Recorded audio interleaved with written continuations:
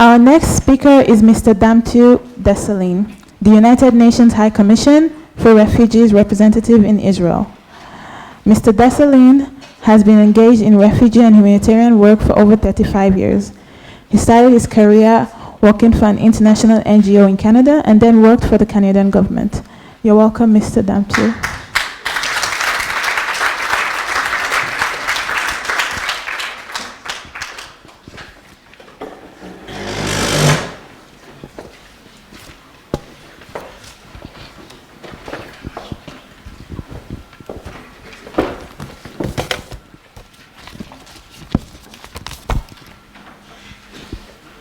Good evening to you all.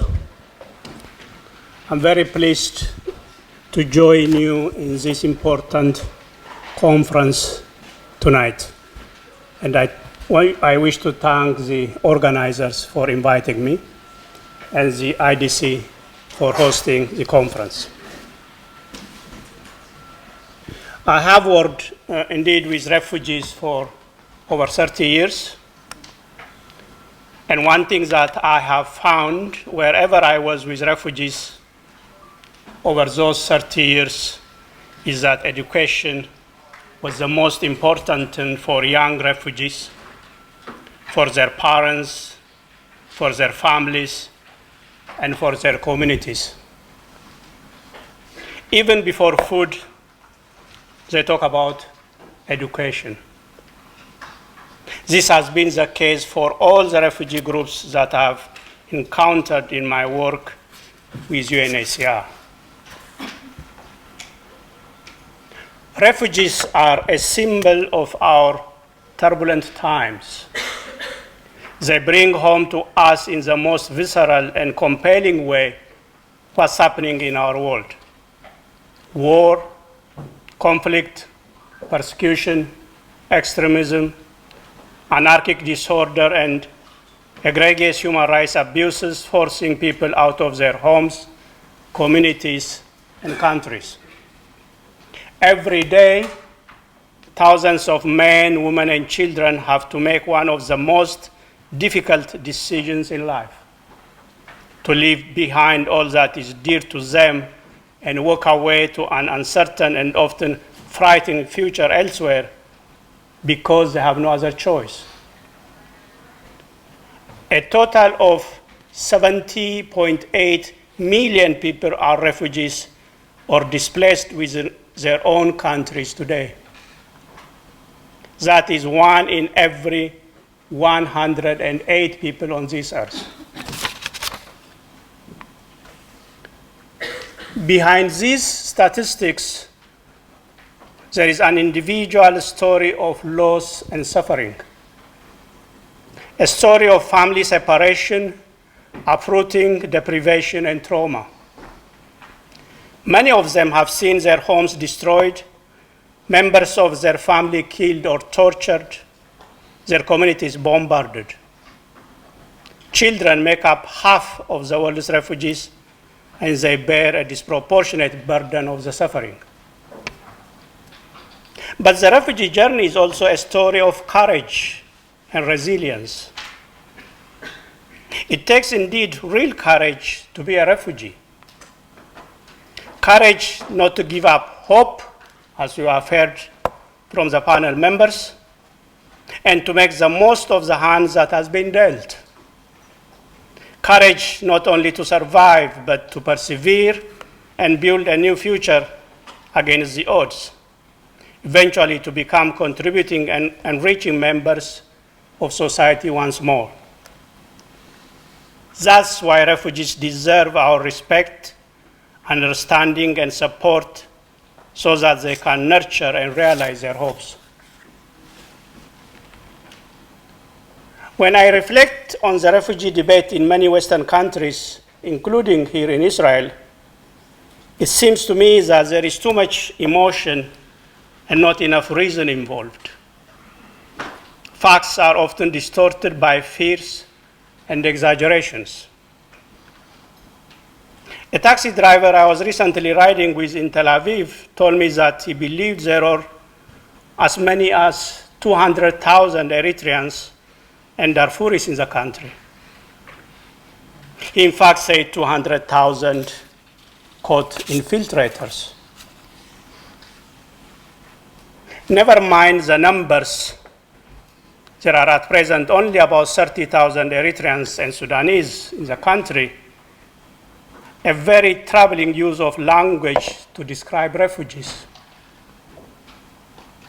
The politicians started calling them infiltrators, clearly meant to instill fear and hostility. The media referred to them as infiltrators. And reasonably enough, in the circumstances, the public began thinking they were infiltrators. There should be no illusion that the Eritreans and Sudanese who fled their countries over the years were moving voluntarily in search of a better life. The asylum decisions taken by European countries and Canada affirm this. The acceptance rate for Eritrean refugee claims in these countries has stood at around 85 to 90%, compared to less than 1% in Israel. The only other government that has consistently denied that the thousands of Eritreans leaving the country were refugees is the government of Eritrea. It is not right, legally and morally, to label these people as infiltrators or even illegal migrants, and avoid the refugee terminology altogether and the rights and international legal obligations that it implies. The flow of refugees, alas, is never orderly. Fleeing for their lives, their movement is often chaotic and improvised. Their assets left behind, and they are rarely able to cross borders through regular immigration procedures. International law, therefore, expressly prohibits the criminalization of refugees who arrive without documentation or visa. It is never a crime to seek asylum. To the contrary, seeking asylum is a basic right enshrined in international law. Protecting refugees is therefore a legal requirement and a necessity, not a policy choice. It is a universal value firmly embedded in many cultural and religious traditions. And as I said before, the burden of protecting refugees is small for Israel in global comparison. Consider, for example, Uganda, where a third of the population lives in dire poverty, sharing its scarce resources with over 1 million refugees. Or Lebanon, where every 6th person is a refugee. Many other countries that have the least are doing the most for refugees. A country as important as Israel can and should do more in providing asylum to and integrating the less than 30,000 refugee women and men, girls and boys who have lost everything. Given the right environment and with the right support, these refugees are able to build their lives and contribute to their whole society economically, socially, and culturally. I cannot see any greater means towards these goals than providing refugee children and youth with quality mainstream education that enables them to learn, thrive, and develop their potential and prepares them for participation in cohesive societies. Education makes the difference between inclusion or marginalization, self-reliance or dependency, rebuilding a life or remaining in a situation of loss and despair. Higher education is what turns students into leaders. By harnessing young refugees' creativity, energy, and idealism, it positions them to become role models and furnishes them with the means to amplify their voices and enable rapid generational change. But the manifold challenges in accessing or completing secondary school, which is the necessary gateway to further education and improved employment opportunities, deal a crushing blow to a young refugee's dreams of a brighter future.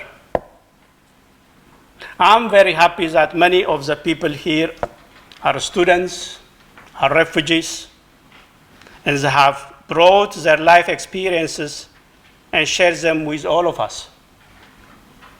I also know that there are many young refugees in this country who are at the age of being students and cannot be. Despite their potential, they are denied the opportunity education can provide them. I therefore appeal to the government and higher education institutions to provide more schemes allowing qualifying refugee students to attend universities under the same conditions as nationals.